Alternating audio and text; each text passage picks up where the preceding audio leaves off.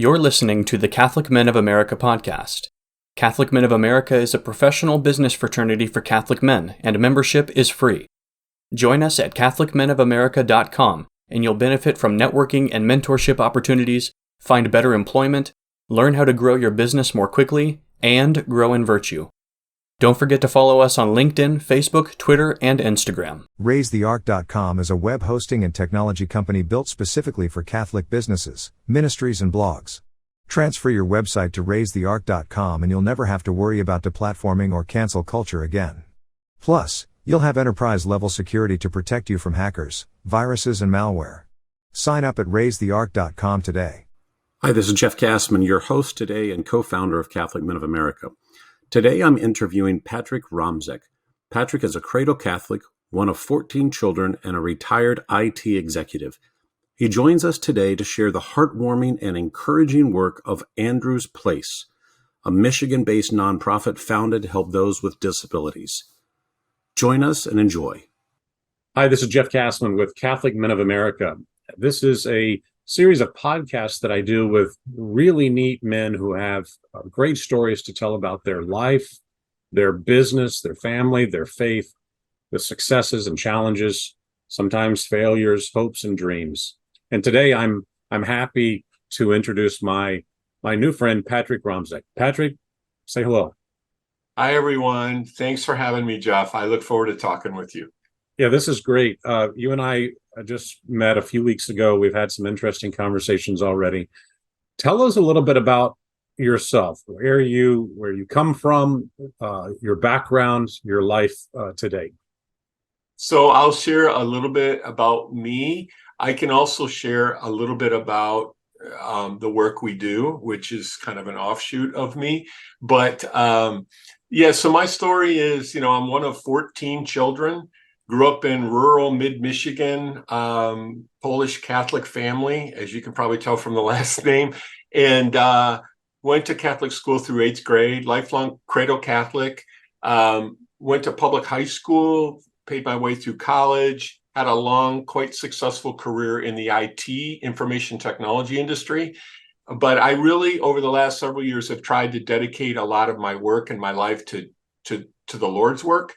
And that's kind of led me to where I am. I've also had some extraordinary personal experiences which have shaped me and are guiding my work today with a nonprofit we call Andrew's Place. And not surprising, it started with the birth of my second son, Andrew, in 1987, who was born with Down syndrome and a heart defect that was surgically repaired after some extraordinary experiences. I didn't even know what Down syndrome was, but because of Andrew and because of that experience, I really feel like this is sort of my life's mission. So while the pay isn't as good as my career, the rewards are better.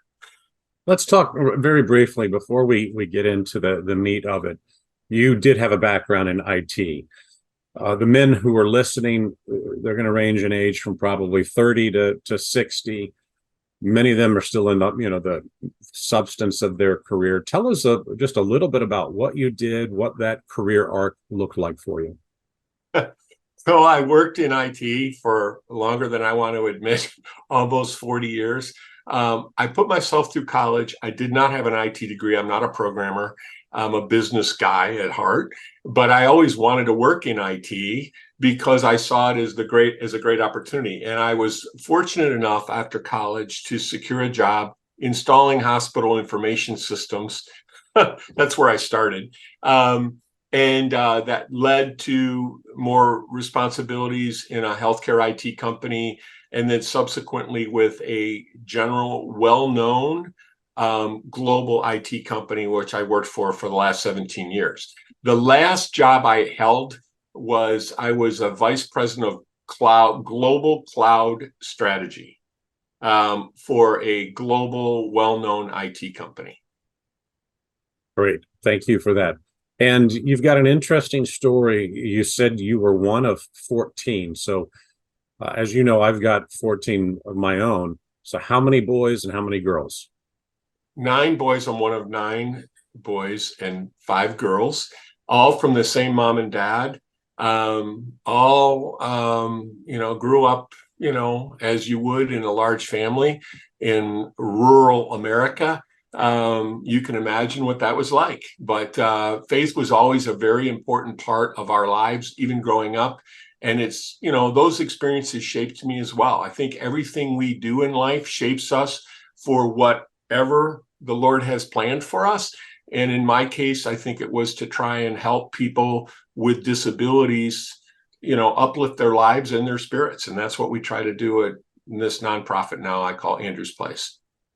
Wonderful. And out of the 14, which number were you? Number 3. I'm number 3.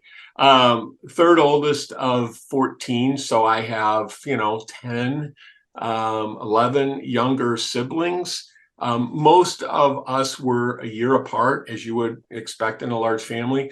But my God bless her soul, my mom, who's still alive, lives in a nursing home in kind of rural mid-Michigan, was pregnant. I think she was pregnant 16 or 17 times. Mm-hmm. That's extraordinary. What a great story. All right, so tell us a little bit about your son and the origins of the work that you're now doing. Maybe start with just a brief primer on Down syndrome. So Down syndrome is a chromosome anomaly that affects, depends on the stats, but 1 in 800 children in the US, something like that. Didn't know what it was. You might have heard of, some people may say mongoloidism.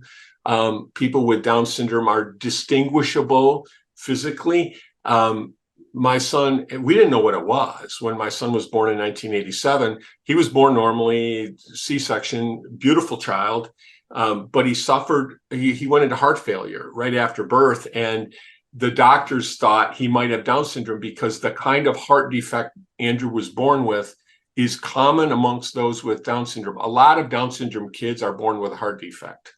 Now, this is 1987. Thank goodness we would have had Andrew regardless. But today, many children with Down syndrome are diagnosed before they're born, and many of them are aborted.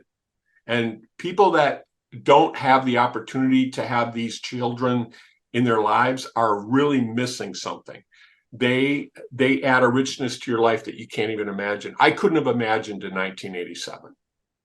But anyway, tell me just briefly about that, because I've heard that so many times, and I know in my personal life, when I have had the opportunity to meet with someone with Down syndrome, there is something special, something endearing maybe about their appearance and their behavior that's I don't want to embarrass myself. It's kind of like a purity, childlike kind of feeling. Can you help unpack that a little bit? What is that about? Yeah, yes. So you're spot on, and that's why people who don't have the opportunity to, raise these children are really missing a richness in their life. They're childlike. And so in worldly view, typically they can be fairly low functioning, like Andrew can't read or write, or they can be fairly high functioning. I talked to a woman yesterday who had a Down syndrome son who graduated from college, or somewhere in between. So in the world's view, they have a disability, an intellectual disability. In the Lord's view, I believe they're complete angels. They're spiritually gifted. They're kind. They're loving unconditionally. I always say, Andrew will be in line for heaven way ahead of me. I'll be way back in line, but he'll be right near the front. And it's funny because I say that to people who have Down syndrome kids, and they all say the same thing. Yesterday, I talked to a woman who said that there was some research where a gentleman a scientist did some brain mapping of kids with Down syndrome and other types of people. And the only common map of a Down syndrome person's brain was with a Buddhist monk. So that gives you an idea of what they are, just so kind, calm, unconditionally loving. I believe that they're angels on earth. And that's been my experience as well. Is there a naivete that is common to them also, because they have no guile, they have no real, you've been saying angel, but to try to be theologically precise, they don't have this same proclivity towards sin and evil true. that the rest of us do, that just comes so natural to them. It's kind of unnatural to just be that way. Is that fair?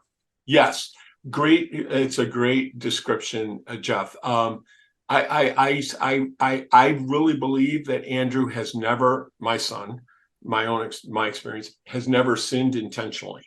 Now, did he sin through, by not doing something, or perhaps? But he has never intentionally harmed anyone. He's 36. So they're just very loving, kind. I mean, I see the face of the Lord when I talk to him. I mean, I feel you can tell I feel very blessed to have him in my life, and I've learned more from him than he'll ever learn from me. Yeah. Wow. I mean, just imagine what the world has lost with so many of these human beings aborted. The graces that they could have brought into the world through their lives, largely free of sin, certainly free of serious sin. Okay, right. So tell us. He was born in 1987. Obviously, this changed your outlook on the world and led you to create Andrew's Place. Tell us about that. Yeah, so that's exactly right. So, I was inspired by Andrew. Again, I didn't know anything about Down syndrome, but, not only his growth, but, some of the challenges along the way, medical and otherwise.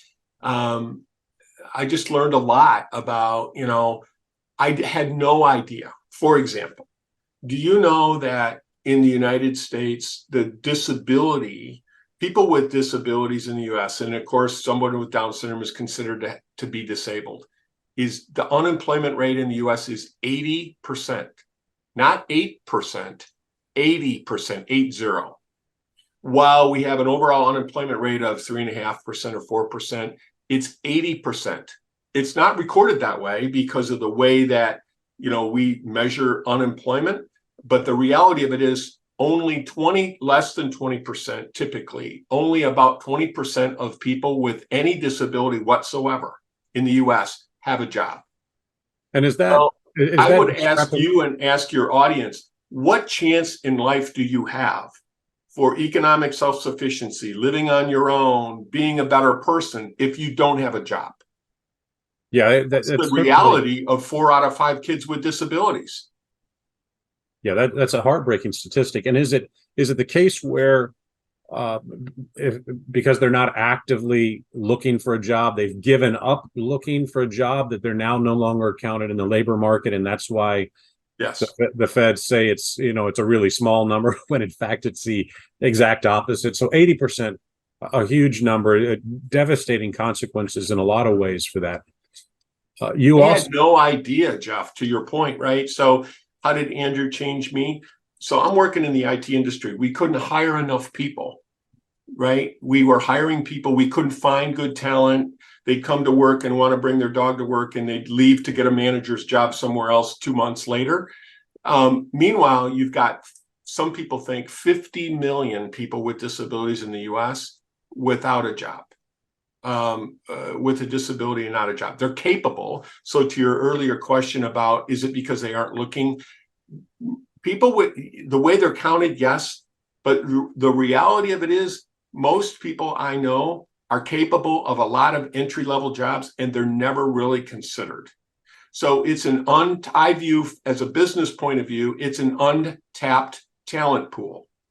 And what I started doing when I was working, I literally, inspired by my son, started exploring unemployment of people with disabilities, and I realized how horrible it was. Meanwhile, I'm working in a giant global IT company, can't hire enough people, can't find them. You've got this giant pool of candidates that nobody would think of. So we started training people with disabilities for jobs, and it was like magic. they get a job. They were some of the best employees in these companies, and they not only changed the company, they benefited because now they have a job and they can live on their own and all the other things that come from having a job. But the company changed. The company became better. The other people that worked with these folks became better. So that's sort of how this journey started, was through my son. I understood how challenging life was for people like my son and others. And I decided I was going to try to do something about it. And that led ultimately to what is now known as Andrew's Place, which is a 501c3 IRS approved charity in the US. And we're doing work not only here, but around the world for people with disabilities. Yeah, this is wonderful. I'm looking forward to hearing some more of the details. You are essentially, well, I don't want to put words in your mouth. Tell us what the mission is. Give us some examples. I think you've got some media to share with us. Yeah, I can share it. So Andrew's Place is a nonprofit. It's sort of, think of it as an umbrella organization that kind of oversees, our work. And we have 3 today, and hopefully soon to be 4 or 5 main areas of focus, Jeff. One is unemployment, which I told you a little bit about. That's how it started, was with these academies that we started setting up. We've now set up 25 academies around the world, including 5 in Africa. And we have a 90% success rate in taking somebody who has no IT experience and helping them secure an entry-level IT job.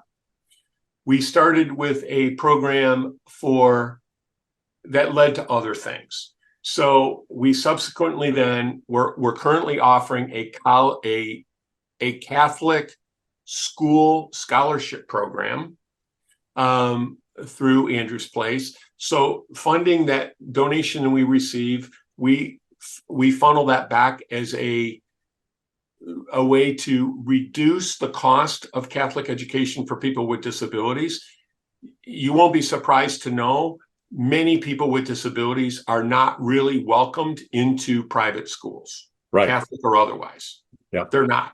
Regardless of what anybody tells you, the reality of it is there's not really a place for them in many schools. However, there are some schools around the country that do indeed welcome students, that special learners, if you will, and we're rewarding those schools and we're helping them recruit more candidates by offering financial assistance for the student and for the school. Costs more to support a kid with a disability than it does a neurotypical kid. So at the end of the day, we're providing a scholarship not only to the family to reduce the cost of tuition, but to the school to help cover the cost of additional instruction. That's our second program. The third program, which we're just starting right now, is a faith program. Not surprisingly, there is not go to your local parish if you're a Catholic. Chances are they do not have a program for catechism, something as foundational as catechism, for a kid that's got, autism or Down syndrome or some other disability. It doesn't exist. Most parishes, it doesn't exist. So while Jesus spent all of his time with the least among us, people with leprosy, the reality of it is the churches spend most of their time with everyone else.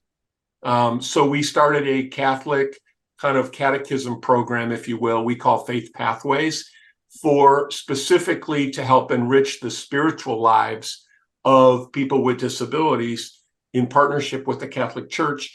And so if you look at those 3 programs, what we're trying to do in essence, Jeff, is uplift lives and spirits of marginalized people with a special focus on people with disabilities. When you and I spoke a week or so ago, you asked me a very difficult question to answer. You said last time you went to Mass, I think you asked, how many disabled people did you see there?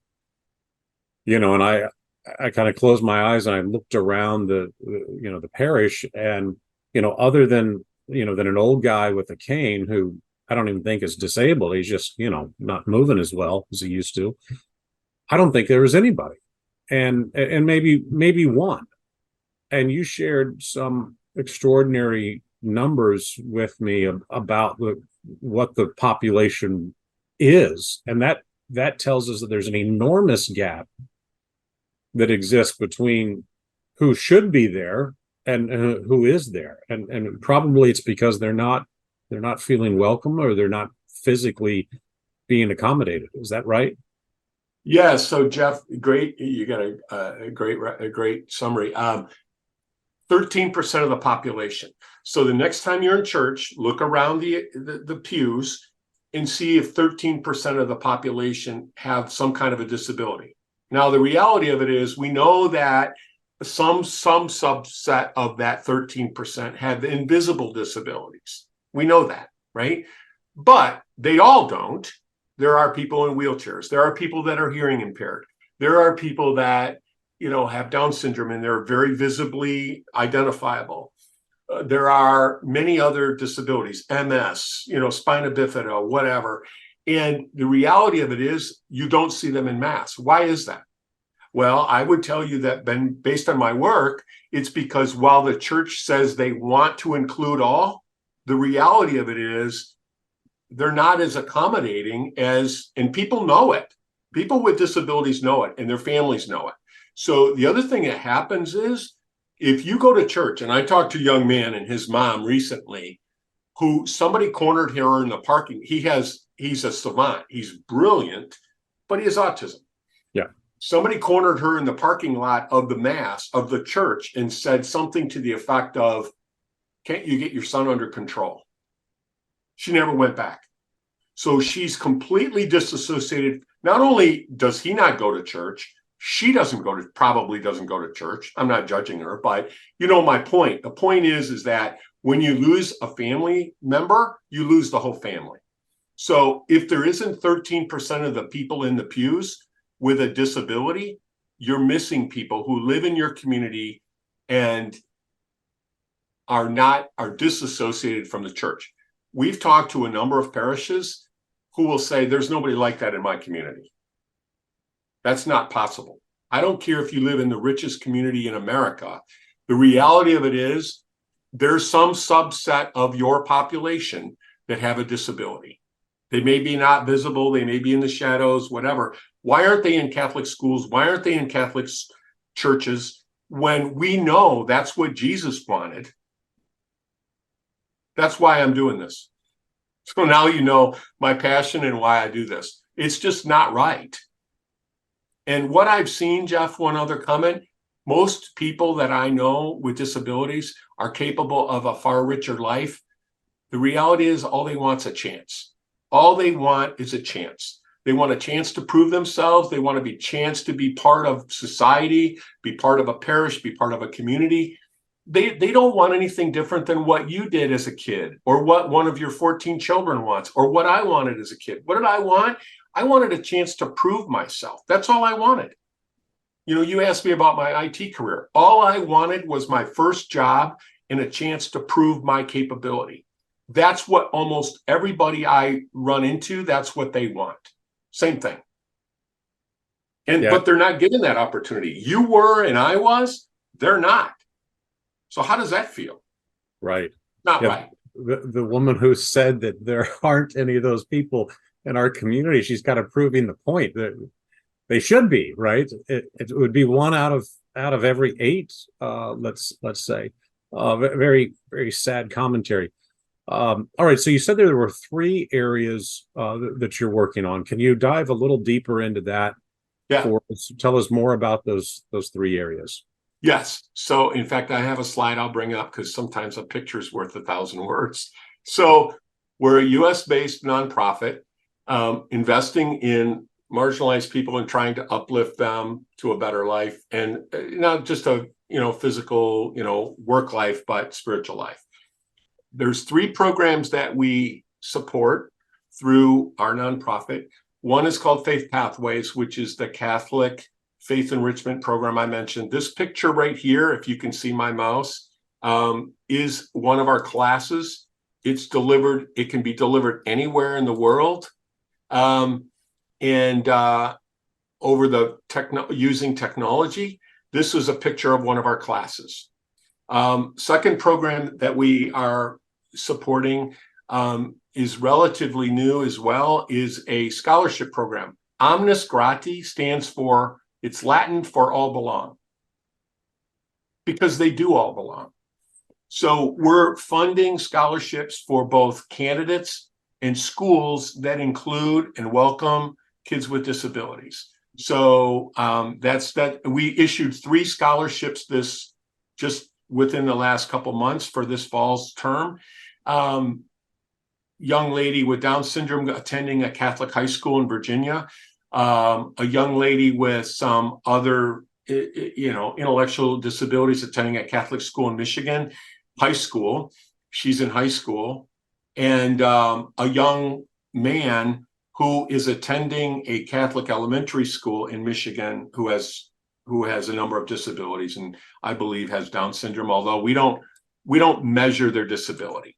And then the third program is the one we started with, which is a IT training program called Bridge to Opportunity. We have a website for Bridge to Opportunity and a website for Faith Pathways. If you go to the Andrews Place website, you can reach more information about any one of these 3 programs, but those are the 3 programs that we focus on. Are you looking for a reliable, secure home for your WordPress website? Discover the difference with raisetheark.com. At Raise the Ark, they understand that in the digital age, having a secure and robust online presence is crucial, especially for Catholic initiatives. Your WordPress site deserves top-tier protection. At raisetheark.com, they specialize in hosting WordPress websites with the latest in security technology. Their platform is designed to keep your site safe, secure, and running smoothly. Enjoy enterprise-level security that shields your website from malware, hacking, and all other threats. At raisetheark.com, their advanced security measures ensure your digital space is a fortress of faith and reliability. Plus, with 24/7 support, their team is always ready to assist you. Whether it's a technical query or a security concern, raisetheark.com is there to help you at every step. Don't compromise on security and performance. Make the smart choice for your WordPress website. Transfer it for free today. Visit raisetheark.com and join a hosting service that understands and supports your Catholic values. Raisetheark.com, where faith meets cutting-edge technology. Secure your WordPress site today and spend your time focusing on evangelizing your audience. The Faith Pathways part of it, this obviously gives you the ability not just to reach people here in the United States who Anywhere in the world are disabled, but elsewhere in the world. I've got to believe that as bad as a job as we've done as Americans to serve this population, in poorer countries, the situation must be even worse.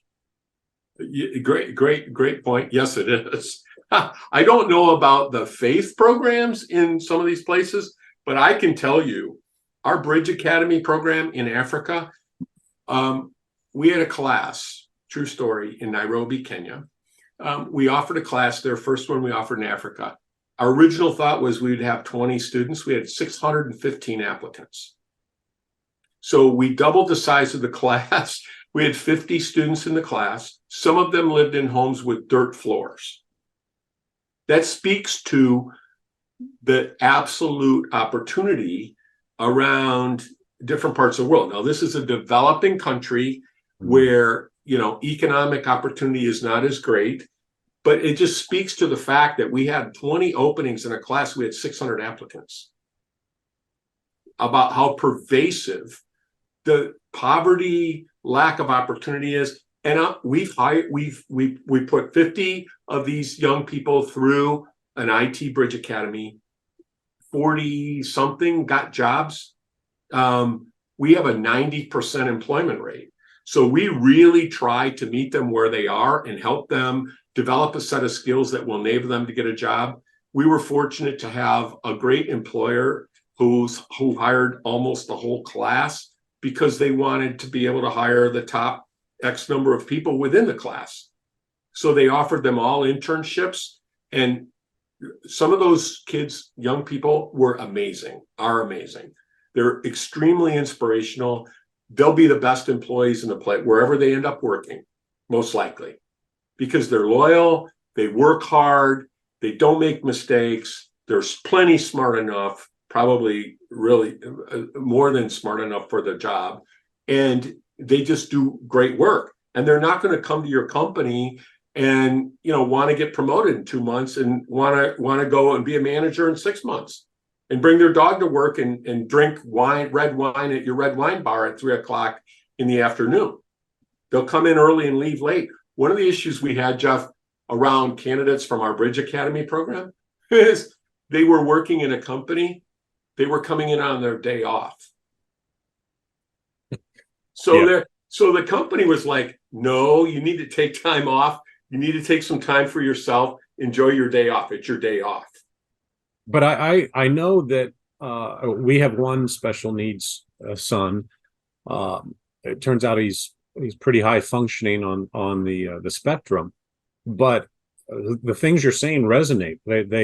They love routine, and they don't like to break that routine, and they come to really enjoy the people, the tasks, the duties. They want to get out of the house. They want to be there early. They want to stay late. So strictly speaking, from an employer standpoint, these are wonderful benefits. It's amazing. And I want to go back to the African example that you gave. Isn't it ironic that in Africa, the abortion rate would be very low because number one, the countries are either Christian or they're Muslim. And number two, the expense, and there's still a traditional morality that would just they would be horrified at the idea, right, of just killing their own child. And so you have this huge number show up. What is it that your organization needs to further serve those people?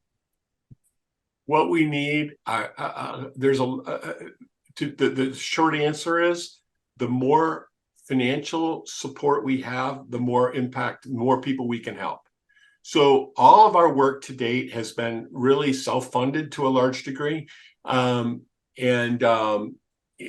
at the end of the day, we can help more people in more places, whether it's through a faith program, Catholic education, or an IT career, by having an ability to drive expanded scale. The reality of it is we've got 25 programs that we've set up around the world, but if we had more funding, we could probably set up 125. You know what I mean? It's not a limitation of the candidate pool, and it's not a limitation of the jobs. There are millions of unfilled jobs around the world, millions. Yeah. But I'm going to put you on the spot, and if you don't have the number, that's okay. But we need to find the number, just from a marketing standpoint, right? What does $100 do?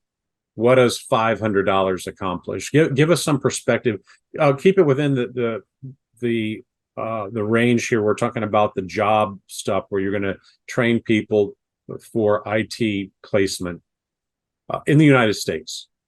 If you've got $100, $500, $1,000, $10,000, whatever, give us some sense of what you can achieve with something.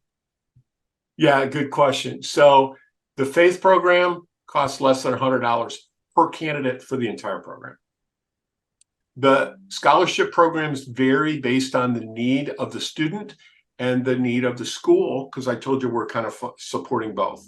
Typical scholarships, we don't fund the entire scholarship. We fund somewhere around 25 to 50% typically of the tuition. You guys know what Catholic school tuition is, so you can do the math, right? So if it's an elementary school, it might be $5 or $6 grand is the tuition. We're funding a couple, $2, $3 grand.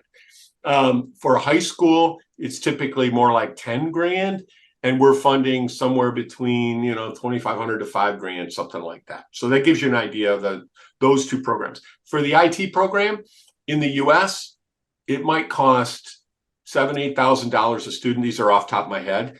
Yeah. To take somebody from zero to an IT career, a pretty robust role in certification. In Africa, you can do it for 25% of that number. So if for $2,000 a student, you can change somebody's life. $2,000. So what's $2,000 going to buy you in the US? Maybe it'll buy you a big screen TV. The reality of it is you can invest $2,000 and probably change somebody's life, not only their life, their entire family's life, and probably for generations. So what difference does it make to your kids, Jeff, if you have a job and live in a nice home versus if you're homeless and living on public assistance? What difference does it make to you as a child growing up? That's the environment you're talking about here. So the opportunity to change lives for generations truly exists here. And it's like unlike anything I've ever seen, where we have a great opportunity to make a transformative impact, in my opinion, and on people's lives and do the work of the Lord at the same time. Yeah, those are some extraordinary numbers, and that makes a lot of sense in Africa in particular. I would think it'd be the same in Asia, right? That it's not just that one life that's going to be transformed. It's going to be the parents and the siblings and on and on and on, because of the ripple effect that new income source has on their standard of living. That's right. What are some thoughts that you've had about your IT career now, looking back, as a result of these experiences in the nonprofit world and the work that you're doing, changing lives, right? And seeing those smiles. I bet you've gotten some hugs along the way too. What are, in retrospect, because there are a lot of men going to be listening to this who are 20 years, 30 years, 40 years behind you in their career. What are some thoughts that you would share with us? Great question. I'm going to share a screen because I want you to see this. Picture's worth 1,000 words. So can you see this slide? Yep. So this card that you're seeing in the bottom right is right here. I got this about a week ago from that young man who we gave a scholarship to attend a Catholic school. So I get cards, and Jeff, your point is a really good one. I get cards and letters from people that are the most moving things I've probably ever read. So as I reflect back on my career, what I would tell you is the pay's not so good, but the rewards are way better. I've never done anything in my life that is as rewarding as what we're doing right now. Because, when I was in IT, I had a great career and I helped people and I made my company, hopefully I made them, a few bucks along the way, but, and I got personally rewarded. I didn't feel like I changed the world. Yeah. I feel like what we're doing now is change the world kind of stuff. And I mean, in a real profound way, where you get a card like this from somebody who all they want is a chance to prove themselves. And we're giving them that chance. I feel like I was very fortunate because not only did I have a chance to prove myself, where somebody gave me a chance when I was a, 18-year-old kid and just wanted a chance to make a better life. Somebody gave me a chance. And we have that same opportunity to give that chance to other people now. And it's extremely rewarding. But there are going to be men listening who say, hey, this is great what Patrick's been able to do. It's nice that he's spending his retirement this way and he's donating his income or assets to make this possible. But what do I do if I'm 40 years old and I've got a career, I've got a good job, maybe I run a small business, but I don't know what to do. Literally, practically speaking, I go to mass, I help out around my parish. I've got children. I'm raising them, but I'm touched by this need. What do I do now? So, if you have a job, ask your boss, your boss's boss, your CEO, whoever. When was the last time they hired somebody with a disability or somebody who was marginalized? When did they last hire somebody? And if they're not hiring them, why aren't they hiring them? I talked to if you're for anybody, I would say and I'll tell you a story about the first one in a minute, but for anyone else, anybody can give, $5, $10, whatever you got, right, to help other people. And 100% of every dollar we get goes towards helping some human somewhere. And then anybody can be the voice of the voiceless, the hope for the hopeless, right? Whether it's in your parish, in your church, in your work, in society, at your kid's soccer game, look around.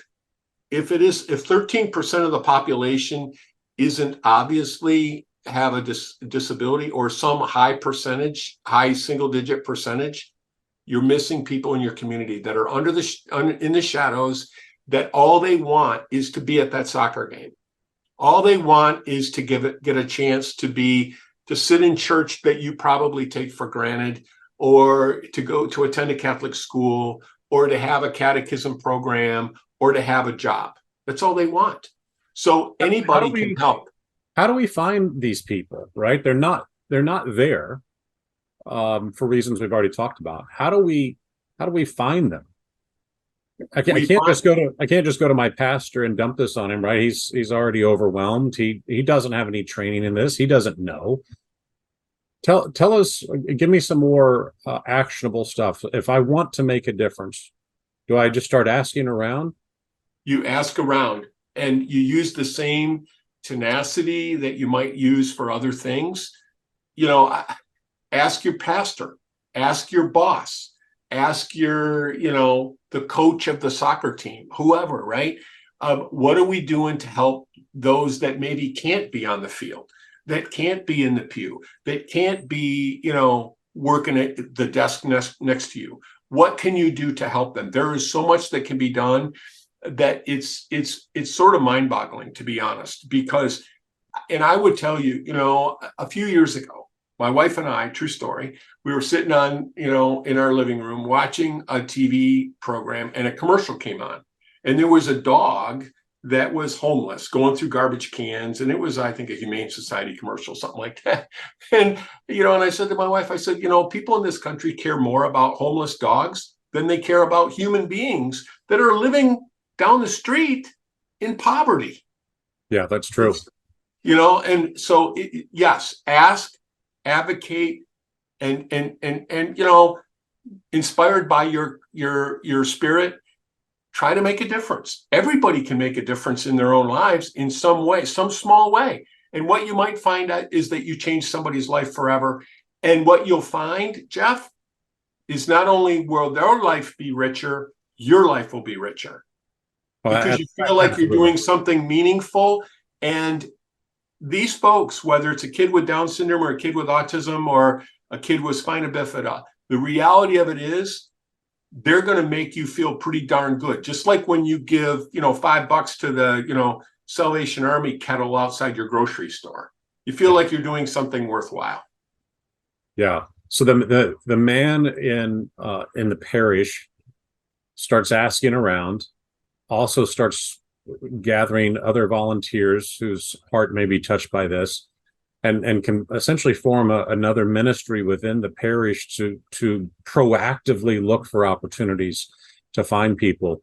Employers, it's similar, right? If you're the small business owner, if you're an executive, or you're just a guy doing his job, going to HR, going to the people that are making hiring decisions, going to the management team and saying, there's a huge untapped pool of labor here. There's a lot of opportunity, and taking that initiative. And then right. if I can also summarize that the third area within Catholic schools, kind of starting to prick the conscience, right? Talking to the principals and the pastors and so forth, saying, what are we doing for these folks? Where are the opportunities that we can improve? Is that a reasonable? Yeah, those are great suggestions, and I understand now. Being more specific, that's exactly right. You talk to the principal of a Catholic school. Are we recruiting kids with disabilities in this school? And if not, why not? And what can we do to change that? Even if it's one kid at a time. You talk to your parish priest, or the director of religious education in your local Catholic parish. Do we have a program for people with disabilities? What if I call up and say, my son or daughter has Down syndrome or, autism, and they want to receive their first communion? What do you tell them? Do you refer them to another parish? Do you have a program here? What are you doing? And if you're not doing anything, why aren't you doing anything? And to your point about employer, yeah, the next time you hear about a job opening in your company, you ask the question, are we looking at other candidates, or are we simply looking at people that look a lot like the people that already work here? Yeah. And I mean, I'm happy to advise anyone. I mean, I've only got so much time and so much room in my inbox, but I would be happy to guide you on more specifically if people are interested in making a difference. I'd be happy to guide them on how they can do that. But yeah, those are the short answers. You might regret that, because I'm going to send out an email to over 100,000 men with your email address. CEOs love good press. Pastors and especially bishops love good press, right? The Catholic Church desperately needs good press these days. So there's if we want to be shrewd, like our Lord told us to be, right? The innocent as doves part is difficult. The shrewd part maybe here is a little bit easier for some of us men in the trenches. There's another angle here to kind of incentivize our CEOs, our bosses, our pastors, and so forth, that newspapers and local TV stations and radio stations are desperate for stories. And good news stories especially. A good news story. What a great way to help your local Catholic high school or elementary school or your small business to make a splash. And then what happens, of course, is there's peer pressure. The pastor across town, the principal across town, the other small business owner who's going to show up on Saturday at the soccer field with his kid, he's going to start to think, that's a great idea. I need to do the same thing. Do you think that's a little more aggressive approach, but what do you think? Oh, yeah, 100%. I want to share one last thing while we're on it. Jeff, let me know when you can see. Yep. Looks good. So this board I took a picture with my phone of a whiteboard in the classroom where that young man, his name is Ryan, went to school, where we provided the scholarship. And this was written on the board. 3 kids with disabilities in this Catholic school who had, I don't mean just a disability like an ADHD or they're struggling in reading or math. These are students who can't maintain their age-appropriate grade. So their age might be, 15 and they're in 3rd grade or something, right? I don't know how old they are and I don't know what grade they're in per se. But look at what they said. How do you change the world? Be nice to other people by talking to people and being a friend, by being helpful. And what you can do as a, person trying to make a difference, you can advocate, you can donate, and you can be the voice of the voiceless. That's what you can do. And anybody can do any of these things. And, from the mouth of babes, these insightful comments came from kids that are, all they want is a good life. That's all they want. Yeah, they get it. We're out of time. I wish we could talk forever about this, but we'll have you back on the show. I know you've got more to share. How can people find you? The easiest way is go to our website, andrewsplace.org, just like it sounds, andrewsplace.org. And it's got I want more information. You click on that and I'll get an email. Wonderful. Thank you for being here with us. We'll share all of your contact information and the details in the show notes and in our email. For those of you listening, thank you for your time. If you've enjoyed what you have heard here, please like and subscribe to our channels. You'll find us on all of the major social media platforms. And also share this with your friends and family. You don't have to be a Catholic man to appreciate the good work that folks like Patrick are doing. Thank you again for your time. God bless you. Thanks, everybody. Hi, this is Jeff Kassman, co-founder of Catholic Men of America. I hope you've enjoyed this interview of Patrick Romzek. Please check out his work at andrewsplace.org. That's Andrews without the apostrophe, andrewsplace.org. If you've enjoyed this interview, please share it on social media and with your friends and family. Don't forget to like and subscribe on whatever platform you're listening today. God bless you. At raisetheark.com, they understand the challenges you face in protecting your business network and data. In an era of ever-evolving cyber threats, having a robust defense is not just an option, it's a necessity. RaiseTheArk.com offers state-of-the-art security solutions tailored for your small business network. Their services are designed to safeguard your data against all forms of digital threats. With their advanced data protection plans, your business's sensitive information is secured with the highest standards of encryption and cyber defense. RaiseTheArk.com will ensure your peace of mind so you can focus on growing your business. Plus, their multi-device backup solutions keep your data synchronized and safe across all your devices. Whether it's your office computer, laptop, or mobile device, your data is backed up and accessible when you need it. Don't leave your business's digital security to chance. Equip your enterprise with RaiseTheArk.com's comprehensive security solutions. Visit them today and take the first step towards a more secure, resilient business network. RaiseTheArk.com, empowering your business with advanced security and data protection. Partner with RaiseTheArk.com for a safer digital future. You've been listening to the Catholic Men of America podcast. Catholic Men of America is a professional business fraternity for Catholic men, and membership is free. Join us at CatholicMenofAmerica.com, and you'll benefit from networking and mentorship opportunities, find better employment, learn how to grow your business more quickly, and grow in virtue. Don't forget to follow us on LinkedIn, Facebook, Twitter, and Instagram.